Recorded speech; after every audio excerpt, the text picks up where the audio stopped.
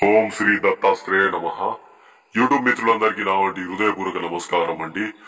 ఇవంటి వీడియోలో ఎవరైతే మిమ్మల్ని ఇబ్బంది పెట్టి మీ వంటి కుటుంబాన్ని గాని మిమ్మల్ని శారీరకంగా గాని మానసికంగా గాని ఎవరైతే ఇబ్బంది పెడుతున్నారో వాళ్ళని ఏ విధంగా అయితే మీరు బాధ పెట్టాలనుకుంటున్నారో అవంటి ప్రయోగం గురించి మీకు చెప్తానండి.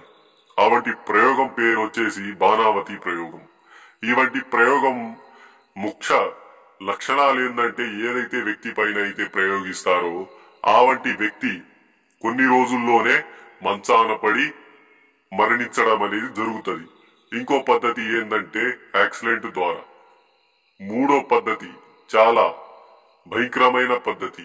ఏదో తెలియని రోగం అవంటి వ్యక్తిని వెంటాడి కుసించి నశించి మరణించేలాగా చేయడం.